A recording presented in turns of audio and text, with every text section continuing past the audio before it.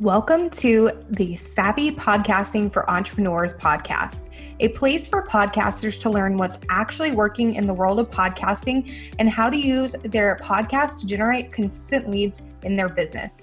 I'm your host, Jenny, and I'm so excited you're here.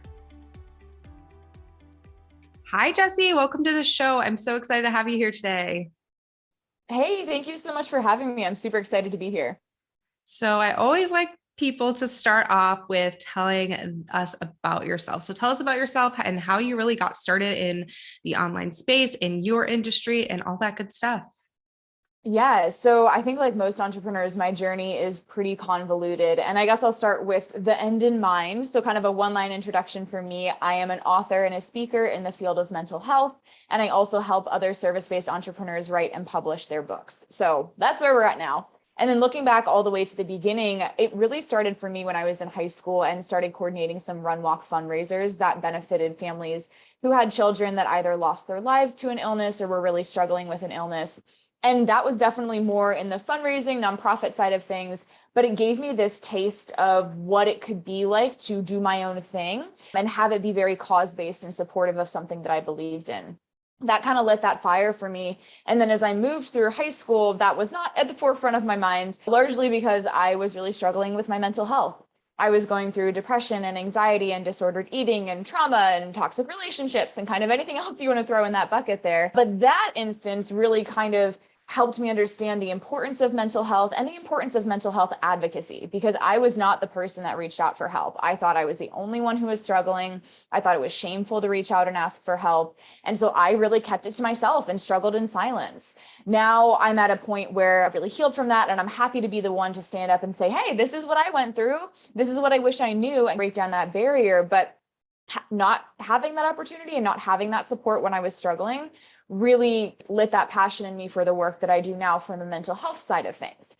So I studied psychology in college, and soon after college, I wrote my book, which is called How to Heal. It's about natural and integrative trauma therapies, which is a very clinical topic, but I promise it doesn't read like a psychology textbook. It's very much a letter from your best friend that helps you find a path to healing that's right for you. And then when that did, really well, I'm very proud to say that was a #1 bestseller in multiple categories, and that we've since reached thousands of trauma survivors around the world.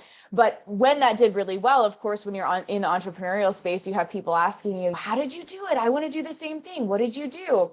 And so I was like, I must start coaching other entrepreneurs how to do the same thing.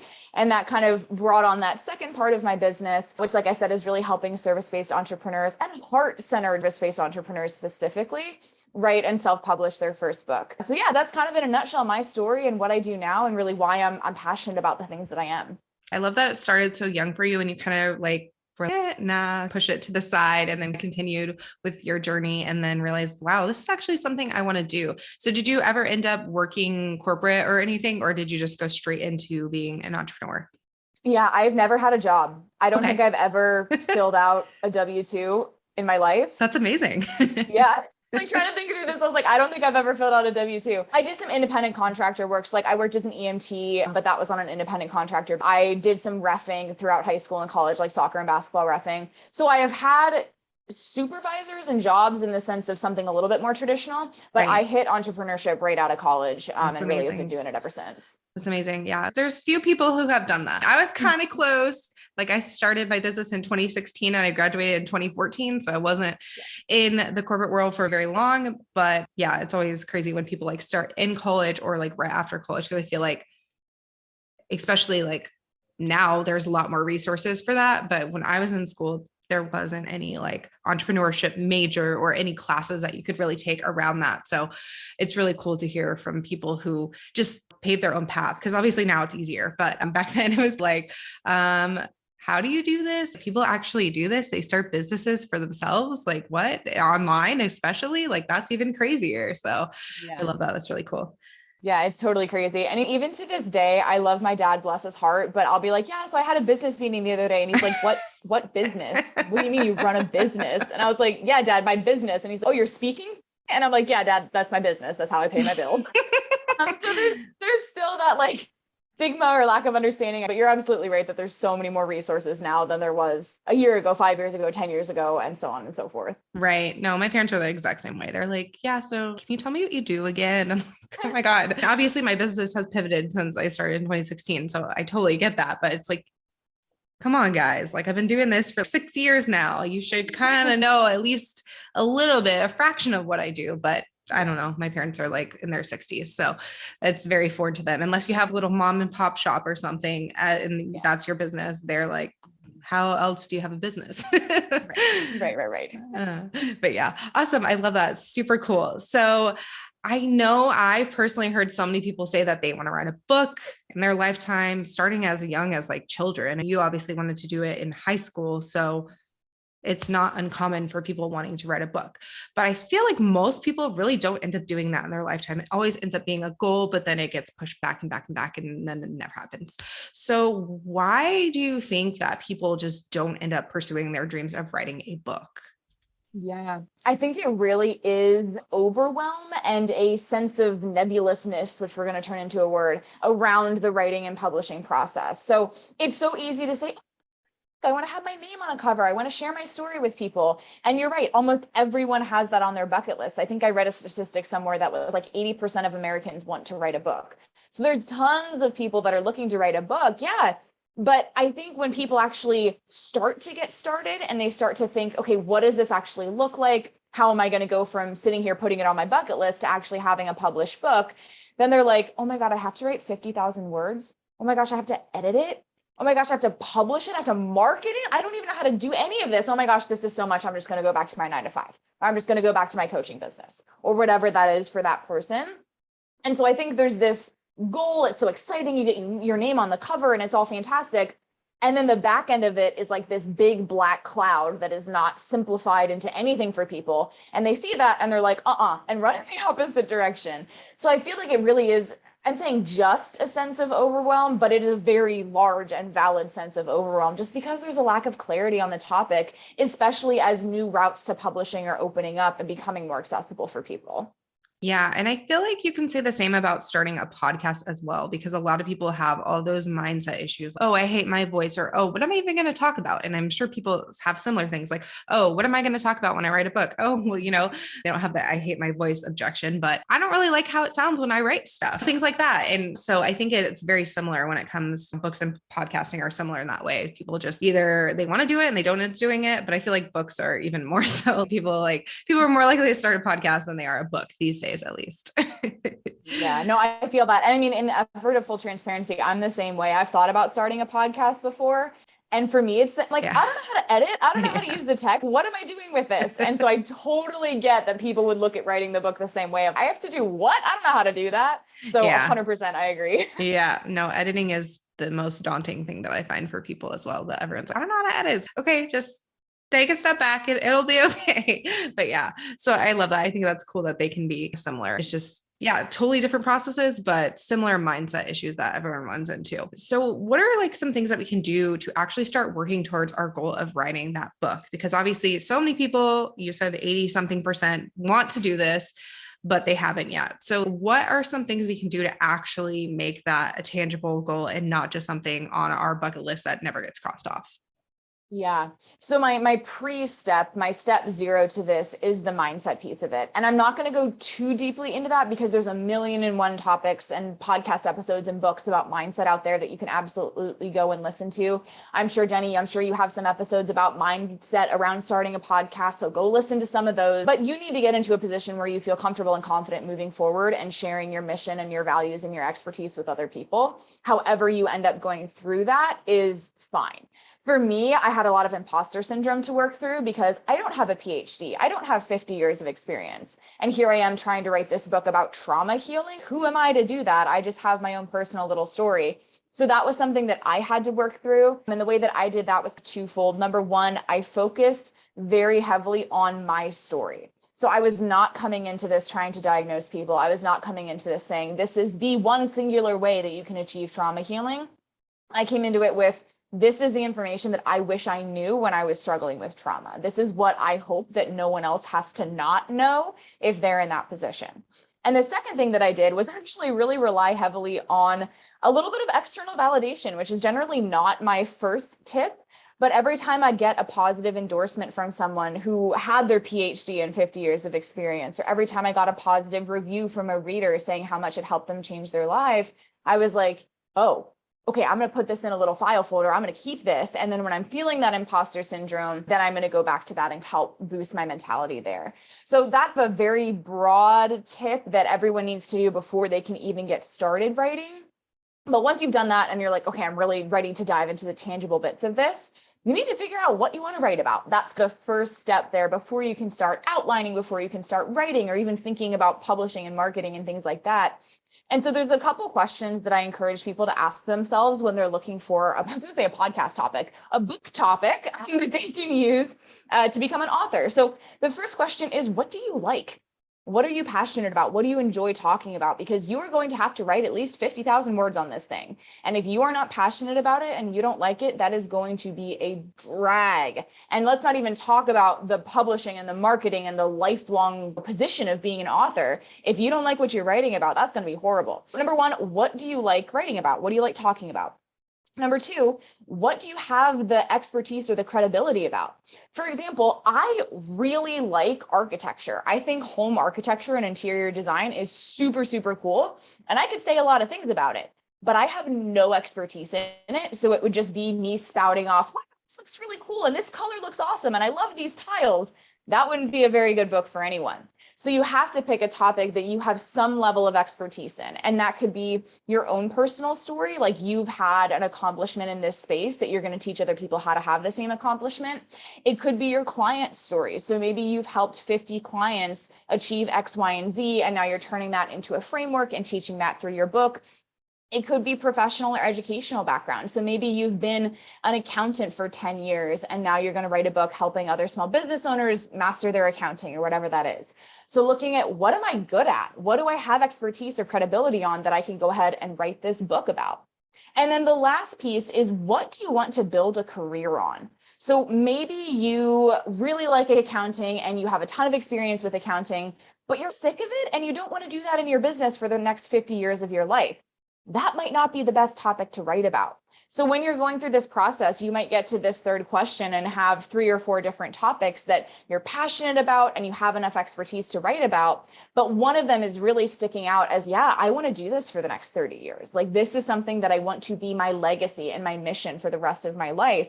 That's the direction you want to move in. Because again, if you pick a topic where you're like, yeah, I'm passionate about it and I'm good at it, but I don't know if I want to do it for the rest of my life, your book is something that's going to live forever. And yeah, you can stop marketing it and stop calling yourself an author if you really have a change of heart down the road.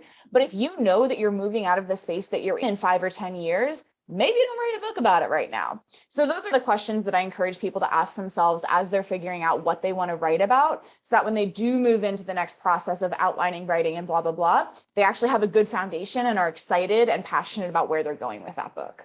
I think that's really important. And I love that point about not pigeonholing yourself into it, because if you're going to become known as the expert for that and you don't want to be the expert in that, don't force yourself to be that. Like, we are people, we evolve, our interests change all the time. So it's important to pick something that's going to be like long lasting for you and not just like a trend. Like for me, I love reality TV, but obviously I'm not going to write a book about that. I don't have that expertise. It's just, as a consumer, that's something I like. But, something like podcasting, on the other hand, obviously it's more likely for me to do a podcast on podcasting versus a book, but that's something I'm passionate about. That's something I have a lot of knowledge in. That's something I could pursue as a potential book idea versus, I don't know, just something you like to do for fun that you've been doing for years. And we don't always have to monetize our passions either. So that's another point I want to bring in, because I feel like that's really something everyone, if you're not making money off of it, it's not worth it. But it's like, we need to have some things we do for fun as well. So if you have something you're really passionate about and you're an expert in,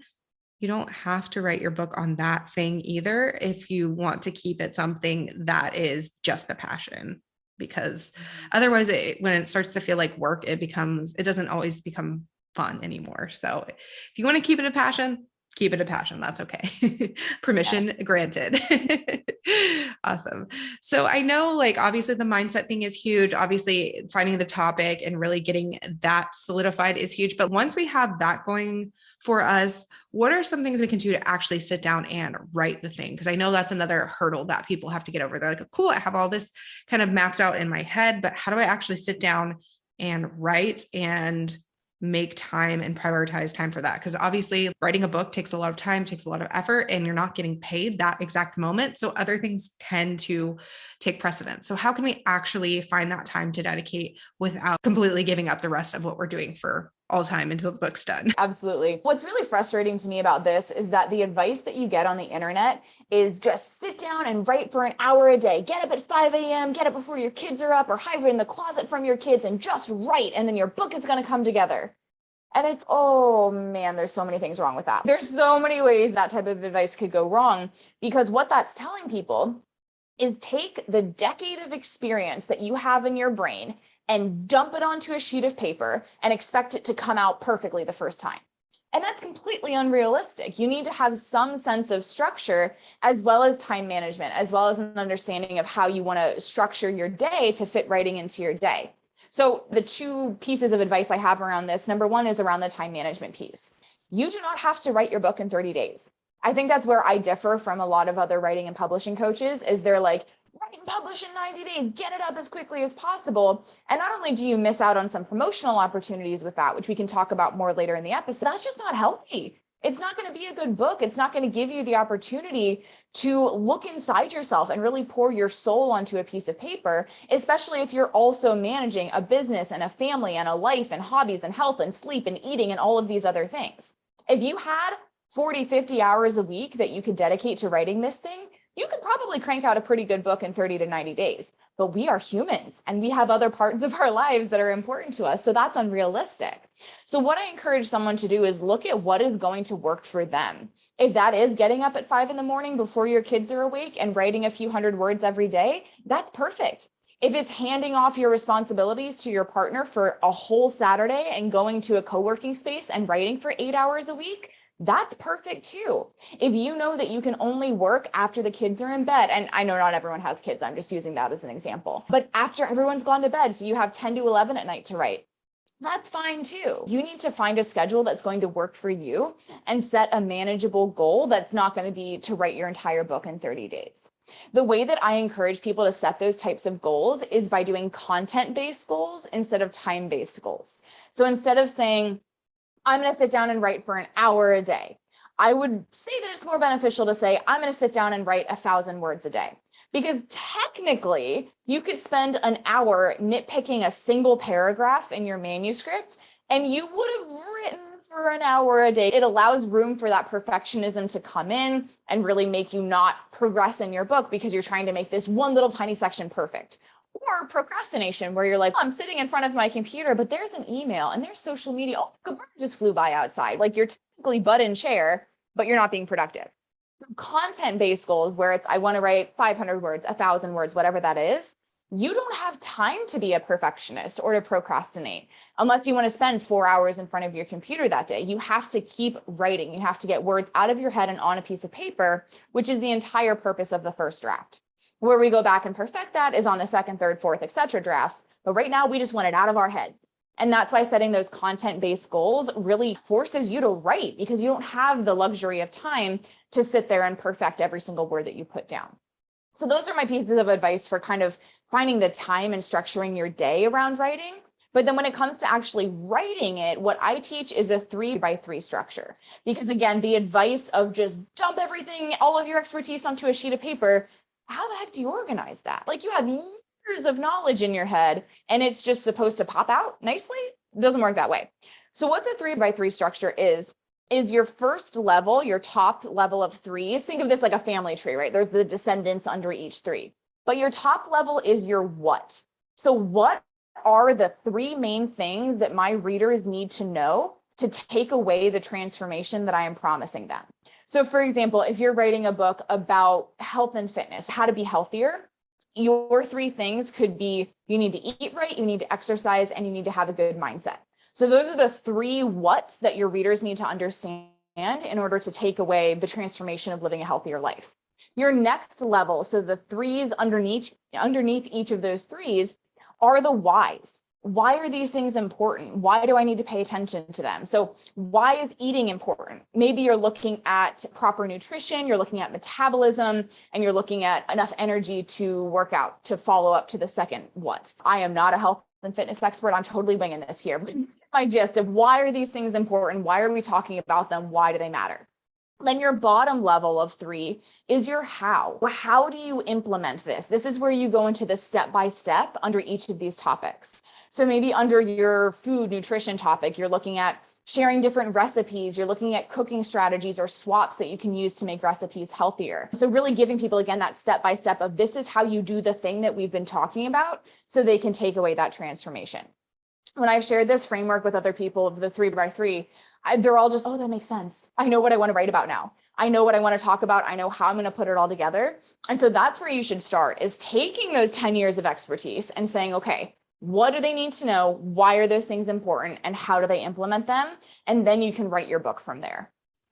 Yeah, I love that. I think that's really important. And a lot of the time, there's just so much information in our heads. And we're like, we even forget about some of the smaller details because we have so much knowledge about it. Like, I know for me, when I started my podcast, a lot of the things that I was teaching, I was like, wait, I should probably go back to the basics a little bit. Like, the people listening aren't an expert and they don't know all about podcasting like I do. So just like those little things, I think that really helps organize your thoughts better and really be able to connect with your audience and not jump in and have people be like, wait, what? I don't even know what a podcast is or whatever that is. So I think that's really helpful. And I also love that you mentioned starting with the content goal, not the time goal, because we're not always able to be creative during 1 to 2 p.m. on a Thursday or whatever block you set. Like, time blocking can be really helpful, but it's really hard to set creative time blocking because your brain doesn't always want to do the creative stuff when you are trying to allow it to. It just doesn't work that way. And as an Enneagram 1 myself, I am just a total perfectionist. So just hearing the content-based goal is just so much more manageable for me. And I know a lot of my listeners are Enneagram 1s. They are very type A perfectionists. So I think that will definitely help them be able to give themselves permission to not always be so rigid with their time and focus more on like the actual content versus, oh, I should write for an hour a day or 2 hours a day or whatever. So I love that. That's really helpful. For sure. I am also an Enneagram 1. So we are all in good company here. And I'm serious when I say this. DM me on Instagram and ask me to send you the first draft of my manuscript and I will send it to you. It is a hot freaking mess. Like, it is.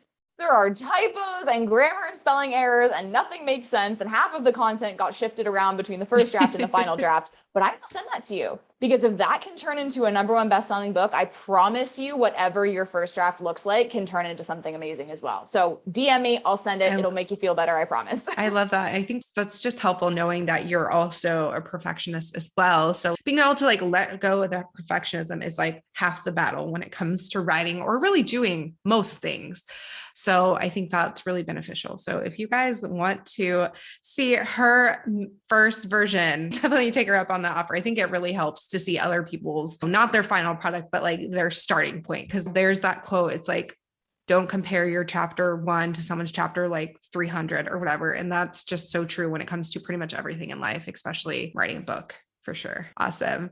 So I love that's really helpful. And I know a lot of my listeners either have a podcast or they're starting a podcast. So how can we actually tie our podcast and our book idea together? How can we actually just use our podcast listeners or their like our analytics and stuff to actually craft our perfect book idea and really pull in things? Because I know like a lot of people that are listening, probably their podcast is probably what they want to write a book about. So how can we use those analytics to our benefit and not just like think we're writing about what people want to hear from us, but it's not actually the case? So there's 2 main ways that you can use a podcast as benefit in your authorial journey. And the first is from a marketing perspective. So I'm just going to start there because it's pretty easy. You have an audience, right? Your podcast is bringing people into your world. They're sitting down with you for an hour a week or however long and frequent your episodes are. They are invested in you. And so when you launch your book, you have that built-in audience that you can market to, that you can communicate with.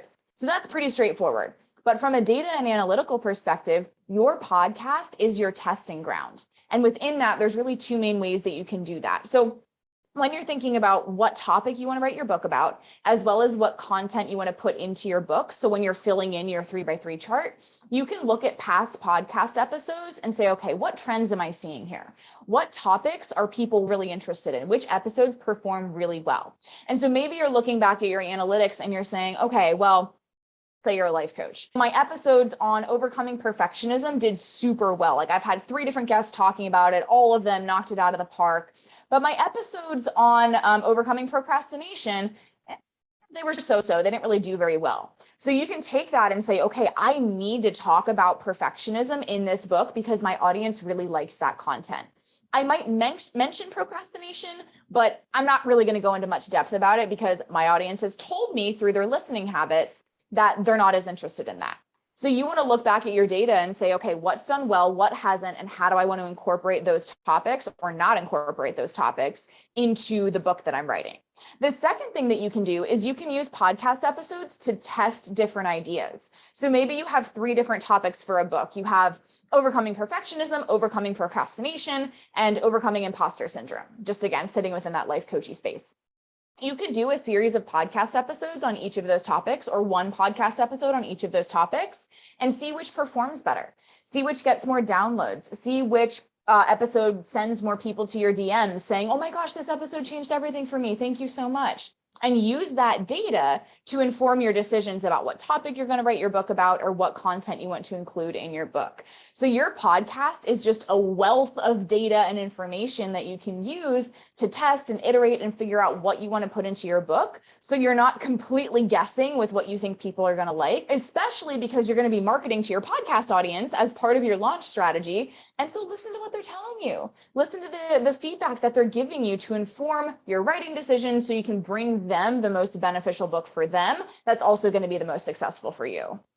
Yeah, I love that. I think that's really important. And although a podcast is permanent, obviously when you get something in print like a book, that makes it even more so permanent. If you want to, you could just delete podcast episodes. You can't really go and delete all the copies of your book out there. So I think that's really great. Just being able to use it as you're being a scientist in a lab and testing and seeing what people resonate with, what they don't, so that your book ends up being what people really want from you versus like a podcast episode that didn't do that well. Yeah, you put some time and effort into it, but you didn't spend weeks on that one episode or months on that one episode. So I think that's really helpful advice. And I think there's such a wealth of knowledge when it comes to your podcast and tying it into your book idea if you're talking about the exact same topic. So I think that's really helpful. But yeah. Other thing that I would add into that, if I can interject here, is that if you are the type of podcast host that has guests on your podcast, you also have that built-in network that you can use to market and launch your book as well. Mm-hmm. So let's say that I've had Jenny on my podcast. I don't have a podcast for the record, but let's say that I've had Jenny on my podcast and I've had Sarah and I've had Bob and I've had Susie. When I'm ready for my book to launch, I'm going to be messaging or DMing or emailing Jenny and Sarah and Bob and Susie and saying, hey, thanks so much for being on the show. My listeners really enjoyed it. I have a book coming out that I think your people would really like as well. Would you mind posting on Instagram, sending an email, whatever? You can build some sort of promotion with them. And it's going to be less formal, like influencer marketing, pay to post type of thing, because you have that relationship built with them. And especially if you did a podcast swap, so I was on your podcast and you were on my podcast, that's a great opportunity to expand your reach and your network simply by the guests that you've had on your show. So I just wanted to add that tidbit as well. No, I think that's really beneficial. And it's great. I think it's helpful to people because the collaboration piece is a big reason why I started my own podcast. So being able to tap into that network when you have a book or a summit or anything coming up is really beneficial because you already have that door open. You know what I mean? So it really helps. It's not just like a cold pitch, because let's be real, no one likes those cold pitches in their inbox. So when you have that door that's already wide open for you, take advantage of it when it comes to your new book, or you're hosting a challenge or a summit or a course or whatever that may be in your online journey. So that is really beneficial. I love that little tidbit you added in there. And then what are some ways that we can actually grow our business/podcast with a book and kind of tie it all together and wrap it up in a nice, pretty bow? Yeah, so there are so many ways that I could share, and we could probably spend the next 3 hours going deep into all of them. So I'm going to keep it relatively short and surface level here, but know that there's really limitless opportunities. The first way is that you can use your book readers to drive listeners to your podcast. So what I do in the beginning of my book, and then maybe 1 or 2 times throughout, is I will have a lead magnet or some place that I want my readers to go. So right now I have like a resource library of different blog posts and podcast episodes all about trauma healing. And I have that right at the front of my book. And so when people get my book, they open it and, hey, by the way, go get these extra resources. It's going to make your life even better when you're reading this book. And so you could put your podcast there. You could say, hey, to accompany this book, I've put together a secret library of 10 podcast episodes. That sounds funky. I'm not the best impromptu copywriter, but put together this secret library of 10 podcast episodes that give more information on these topics. Go here, get these episodes. And that could be a lead magnet, or it could just be directly to your podcast website, however you want to do that. But you can use the people who get your book to drive more listeners to your podcast.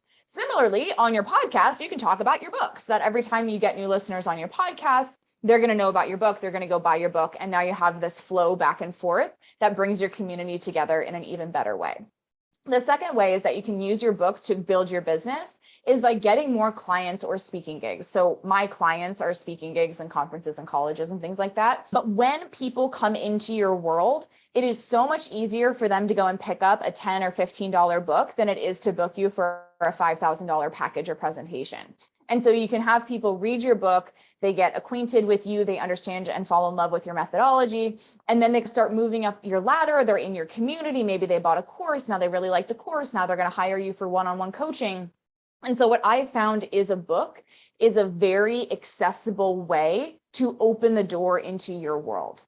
And it's more fun than like a $37 info product or a mini course or something like that, because that's like, okay, it's another digital product, whatever. But a book is a book and it's exciting and it's a little more high value, even though it probably costs less than that little info course that you put together.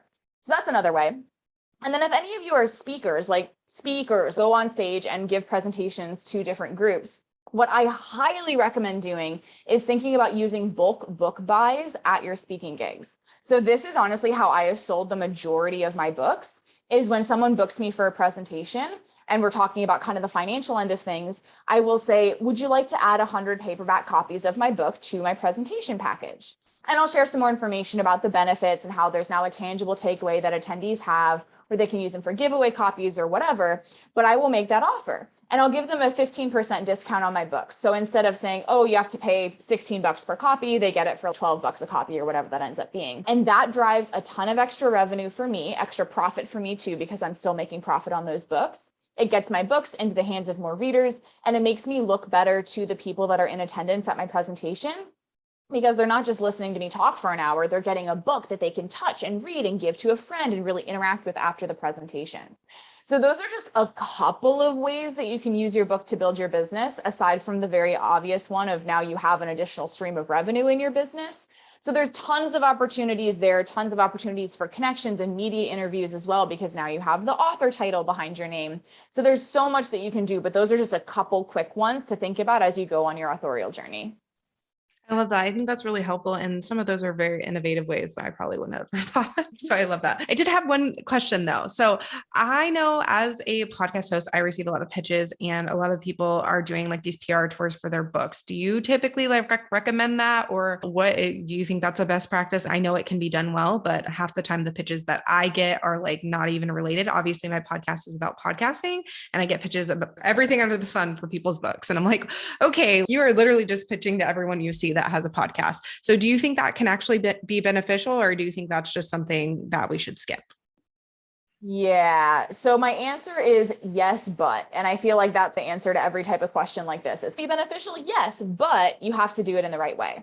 So generally when someone is pitching for a podcast tour or a blog tour or something like that, and you can correct me if I'm wrong with the pitches that you've gotten, but the way that they approach it is, hi, Jenny, I see you have a podcast. I have a book that's coming out that I would love to promote on your podcast. No podcast hosts, or very few, are going to say yes to that pitch. And the ones that do, no offense to podcast hosts, but generally are not the highest quality or the largest size of podcasts. So I do not recommend that approach at all, whether you're doing a podcast tour or just a single pitch to a single podcast. What instead I recommend is really focusing on what value can you deliver to that podcast host's listeners. So my pitch to Jenny would be something like, Jenny, blah, blah, blah. I liked this about you. My name's Jessi. I'm the author of the upcoming book, Podcasting for Entrepreneurs. I see that your audience is podcast listeners, and I have a couple tips I could share with them that I think would be super helpful in getting them even higher profile guests on their show. Would you be interested in a podcast episode like that? That was not the best pitch. Again, impromptu copywriting, not my favorite thing, but a lot better than most of the ones I get in my inbox about books. And so again, I'm focusing on the value that I can deliver to Jenny's listeners and what it can contribute to her. I'm not saying I want to come promote my book. I'm saying, hey, I'm an expert in this thing, and this is how I could educate your listeners. And that's the approach that you want to take with any type of PR pitch. And so if you do a podcast tour in that way, 100% that could be beneficial because you're going to have a higher likelihood of getting a good interview. You're going to provide value to those listeners. They're going to like you. And then when you say, by the way, my book's coming out, I'm super excited for it. You can go pre-order it here. A lot of people are going to go do that, but answer the question. You make it so it's actually valuable and tangible and not just a big 30-minute ad for your book. Yep, absolutely. Which I've seen before, and it doesn't go over well. It's a waste of everyone's time, but I digress. But I just thought I'd ask. I figured I knew your answer, but I figured I'd ask there. Cool. Absolutely. Awesome. And then I always like to wrap this up with, what is your current favorite podcast? Because this is a show for podcasters about podcasting. So this is off the top of my head, but you don't have to come up with anything crazy. But if you have a show that you've been listening to recently, always like to know.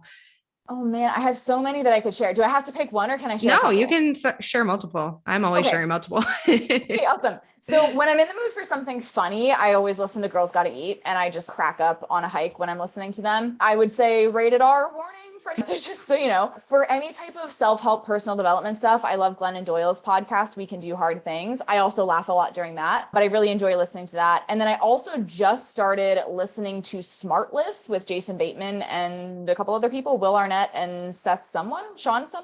Someone's going to hate me for that, but I've started listening to Smartless, which is celebrity interviews and things like that, which is really funny as well. So yeah, those are my 3 go-tos right now. And of course that changes, but yeah, if anyone's looking for recs, those are mine. Yeah, no, I love that. I'll make sure to link them all in the show notes, but I always love funny shows. So I'll have to check out the last one because I haven't heard about that yet, but it's always fun to hear from celebrities sometimes, because it's like you sit there and you think that they're perfect. And then you hear them on a podcast and you're like, oh, wow. Okay. Like they're just regular people like me and you. So it's always fun to get that perspective. Awesome. Feel free to share your best place where we can find you. So your social, your website, wherever you want us to connect with you. Yeah, absolutely. So I'm on Instagram at Jessi Beyer International, Jessi Beyer International. And then my website is jessibeyerinternational.com. I have everything there. So my book is available on Amazon. You can also download a free copy at the link on my website, free ebook copy. And then I have a free training for aspiring authors on my website as well. That's at jessibeyerinternational.com/training. So tons of resources. Go pick the one that's going to be the most beneficial for you. And all of that can be found on my website. Awesome. And see, guys, this is how you insert your book into it nicely and don't make it a whole ad about your book. Yeah. Thank you so much for being here today, Jessi. I really enjoyed chatting with you. Yes. Thank you so much for having me. I had a ton of fun. If you enjoyed this episode, make sure to subscribe to the podcast on your favorite podcast player like Apple Podcasts, Spotify, or Stitcher, and leave a review. You can find us at savvypodcastingforentrepreneurs.com and on Facebook at Savvy Podcasting for Entrepreneurs and Instagram at Savvy Podcasting.